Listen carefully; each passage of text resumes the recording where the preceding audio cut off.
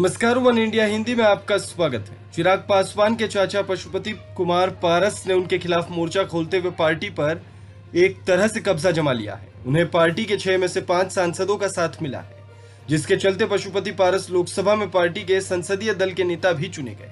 अब बिहार में पासवान का चिराग एक तरह से कहा जाए तो बुझता हुआ दिख रहा है। ऐसे में सबके मन में यह सवाल जरूर होगा कि पशुपति पारस ने अपने भतीजे के साथ ही ऐसा क्यों किया, इसके पीछे आखिर क्या वजह रही होगी। तो आइए हम आपको बताते हैं चिराग पासवान और पशुपति पारस के बीच ये कड़वाहट कैसे पैदा हुई। दरअसल लोक जनशक्ति पार्टी के संस्थापक रामविलास पासवान के भाई और चिराग पासवान के चाचा पशुपति पारस हमेशा लो प्रोफाइल और पर्दे के पीछे रहने वाले ही रहे। रामविलास पासवान के निधन के 4 दिन के बाद और बिहार चुनावों से पहले पारस के जरिए नीतीश कुमार की तारीफ चिराग पासवान को खल गई।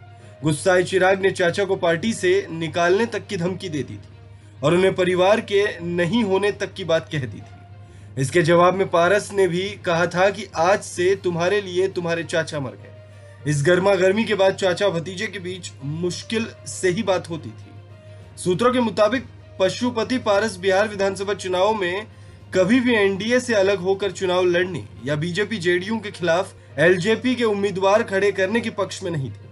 पारस के करीबी बताते हैं कि जब चुनाव की तैयारियों के दौरान भतीजे ने चाचा से पार्टी के उम्मीदवारों के नामों पर चर्चा करना जरूरी नहीं समझा तो वो खुद को अलग थलग महसूस करने लगे थे। वैसे बिहार के राजनीतिक पंडितों का मानना है कि पिछले साल हुए विधानसभा चुनाव के दौरान जब चिराग पासवान ने जेडीयू के खिलाफ उम्मीदवार उतारे और कहीं ना कहीं चिराग की वजह से जेडीयू बिहार में 3 नंबर पर चली गई, तब नीतीश ने चिराग से हिसाब किताब बराबर करने का फैसला किया था।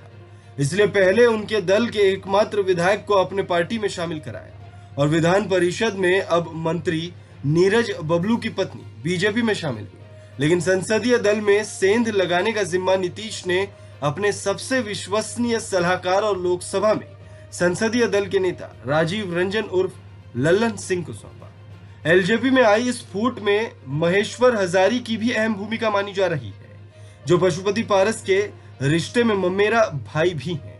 नीतीश कुमार ने एलजेपी को तोड़ने, खासकर पासवान परिवार को तोड़ने में हजारी की योग्यता को ही आंका। ललन सिंह के लिए पूर्व सांसद सूरजभान सिंह के मार्फत नवादा के सांसद चंदन सिंह को तैयार करना उतना मुश्किल नहीं था, क्योंकि उनके पुराने संबंध रहे हैं और चंदन की कुछ महीने पहले बीमारी के दौरान नीतीश कुमार ने खुद मॉनिटरिंग भी की थी, जिसकी वजह से वो बगावत करने के कतार में आ गए। इसके अलावा वैशाली की सांसद वीणा सिंह और उनके पति दिनेश प्रसाद सिंह नीतीश कुमार से अपने संबंध फिर से कायम करने के लिए आतुर थे और उन्होंने इस अभियान में बढ़ चढ़कर हिस्सा लिया। एकमात्र मुस्लिम सांसद चौधरी महबूब अली कैसर शुरू में पशोपेश में जरूर दिखे, लेकिन वे राजनीति के मंझे खिलाड़ी हैं और जब उन्होंने अपने बेटे को राष्ट्रीय जनता दल से विधायक बनवाया तब से लग रहा था कि वो नीतीश के साथ जाने का मौका नहीं गंवाना चाहिए।